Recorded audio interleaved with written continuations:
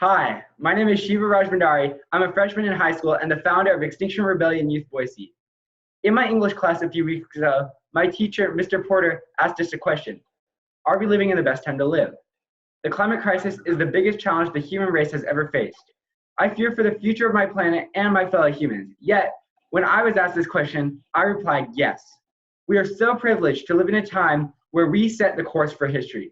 In 2120, they'll be studying the climate crisis in AP World, and Generation G and D will be remembered even more than the moonshot as the generation that completely reorganized culture, economy, and habits of the American people to reverse the scars that our race has made on the home and protect the inheritance of our future. I'm Emma. I'm in 8th grade and a founder of our school's Green Club. I've grown up in Idaho, rafting the rivers, hiking the trails, and sailing the lakes, and exploring the outdoors. It is difficult for me that we are surrounded by all this natural beauty, but that our government is so unwilling to protect it. Conservative states, however, are battlegrounds for this crisis. Global warming is a nonpartisan issue. It affects Democrats, Republicans, and independents alike. Real change requires everyone to step up. Idaho is such a beautiful state, and I couldn't be happier to take part in protecting the future of this beauty. In 2017, my aunt, Lakshmi Shrestha, contracted emphysema, a chronic obstructive pulmonary disease caused by air pollution. Several months later, she passed away. Lakshmi Nini lived in Nepal, one of the world's poorest and most polluted countries.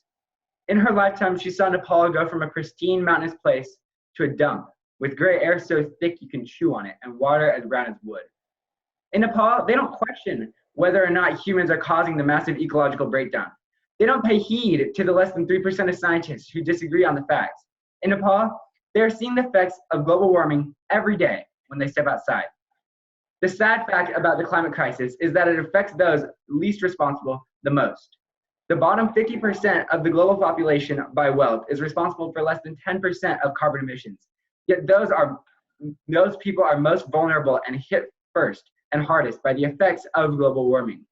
Fossil fuel execs and politicians on both sides of the aisle who have failed to address this crisis, on the other hand, will likely never see the full extent of their decisions as they are too old or too rich.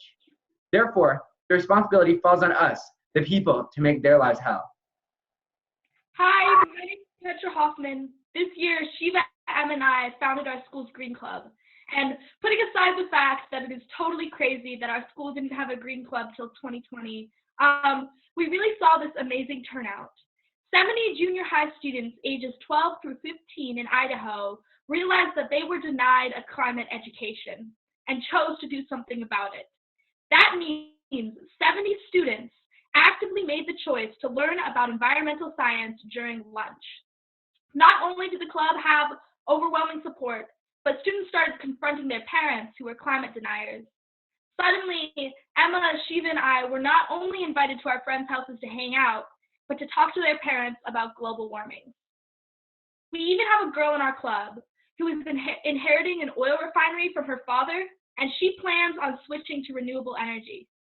Having an environmental group full of empowered, interested, and self-motivated people in a conservative state like Idaho is revolutionary. It shows that young people can choose to understand the science behind the climate crisis and spread it to their elders. So we decided to up the ante. We switched from just talking about environmental science and moved into a conversation about climate politics.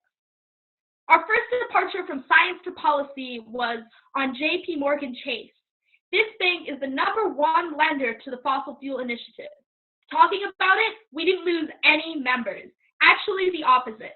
There was so much passion that after school on a Friday in January, almost 100 kids marched from our schools to downtown.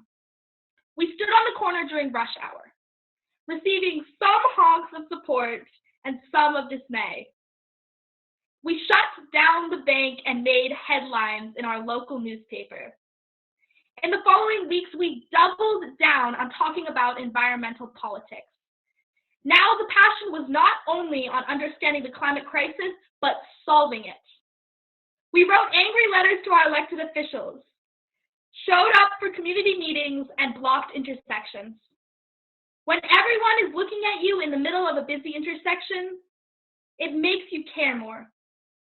You can do all the education and research around the climate crisis, but it becomes real when you are actively fighting in the streets for your future. I think students understand that this is affecting our world right now. We see that Idaho is beautiful and that not enough people at all are protecting it. Climate change is scary, but the power of the youth is unrestrainable. In the last few months, we've moved our school towards zero waste options, engaged leaders in discussions, and we expect the Boise City Council to declare a climate emergency this summer. Students are a part of a real change. We really believe that activism works and want to save the precious outdoors that we grew up in. Since we founded Green Club and XR Youth Boise, we've seen the movement in Idaho grow exponentially. We've knocked on doors, organized adults, established clubs in different schools, and rallied students to take action. But our government continues to fail us. In light of the global pandemic that we are all facing together, it is even more important that we celebrate the 50th anniversary of Earth Day.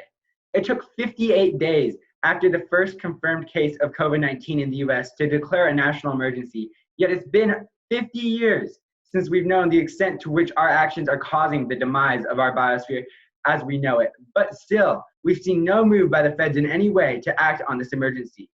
Now is the time, more than ever, to contact our elected officials, show up to webcasts, write letters to the editor, and organize events like these. Global warming isn't stopping for a pandemic, and neither should we. So many people have come together to form a movement led by logic over fear, love over hate, and planet over profit.